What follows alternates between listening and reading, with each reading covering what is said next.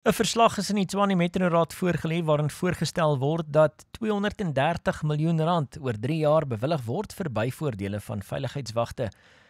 Grandi Teunissen is die kokesleier van die VF+ in die raad en hy het meer besonderhede hieroor. Goeiemôre Grandi. Môre Jaco en môre aan die luisteraars. Grandi, wat is die agtergrond van die aanstelling van die wagte? In 2021 het die vorige raad in die vorige termyn besluit om 'n klomp wagte, 1000, dit was omtrent 1300 op daai stadium, aan te stel op 'n permanente basis. Hierdie was altyd gekontrakteerde wagte gewees. Maar hulle het nooit die volle pakket vir hierdie ouens betaal nie. Onder andere, daar was nie vir hulle bydraes ten aansien van medies en pensioen en al die ander byvoordele, behuisingsvoordele en so meer. Maar daar was altyd 'n kwessie gewees, is dit nodig om hierdie mense in diens te hê, voldoen hulle aan die nodige vereistes, soos meeste mense sal weet, daar's sekere klasse van sekuriteitswagte wat gereguleer word deur SIRA, en ons is nou nog nie seker of hulle aan al hierdie vereistes voldoen nie, of hulle ouderdomsgewys nog geskik is om te werk as sekuriteitswagte nie. Daar's 'n hele klomp goeders.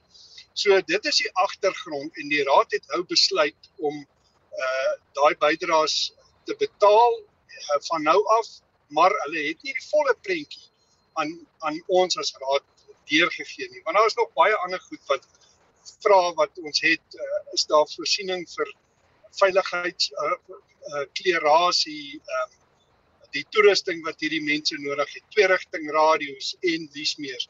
So dit was 'n onvolledige finansiële verslag wat voor die raad gedien het. Maar dit is tipies van hierdie nuwe ANC EFF Action SA koalisie om dinge deur te stoomrol sonder dat daar sinvol daarna gekyk kan word. Grandi, waarom is dit daar nou na 4 jaar besluit om hierdie voordele uit te betaal of te oorweeg? Wel, met die vorige koalisie wat daar was, het ek, wat op daardie stadium die burgemeesterskomitee lid vir veiligheid, gevra en gesê, het ons hierdie mense nodig? Het die mense die kwalifikasies wat hulle moet hê? Moet ek het gevra vir 'n analise om te kyk, waar moet ons mense gebruik en waar kan ons tegnologie aanwend? Ons weet mos hoe is die moderne tegnologie tot watter mate is dit meer effektief as wagte. Ons het voorvalle gehad waar wagte aangehou was en wagte aangerand was en selfs vermoedens dat hulle soms dalk aandadig was aan sekere voorvalle wat plaasgevind het. Nou, ek wou eers 'n volledige prentjie kry sodat ons weet wie moet ons in diens hou, wat moet ons doen, hoe oud is hierdie mense en al daai klas van goed. En dit het nooit ooit ter tafel gelê nie, want die sekuriteitsafdeling was totaal chaoties. Ek dink tot vandag toe weet hulle nog nie of daai wagte werklik nog bestaan nie en of hulle spook werknemers is en dies meer nie. So daar's baie onduidelikheid en dit was een van die redes waarom die saak so lank gesloer het. Grandi, kan die raad dit bekostig? Ons het gesien dat in die vorige bewind is daar aansoek gedoen om die bedingingsraad se voorgestelde verhoging vir alle amptenare tersyde te stel, juis weens 'n gebrek aan geld. En nou wil hulle nog meer geld uithaal. Is daar genoeg geld in die raad vir so iets? Kyk, wat my aanbetref is ons nog steeds nog nie op 'n volle befondste begroting nie. Dit baseer op twee baie wankelrige bene. Die een is natuurlik die hele kwessie rondom die verpligte bydrae ten aansien van vullisverwydering waaroor Afriforum nou hof toe is. En dan die ander ene is gebaseer op die nuwe waardasierol wat ook bevraagteken word op die oomblik. So indien daai goed nie realiseer nie, glo ek dat dit nie bekostigbaar is vir die raad nie.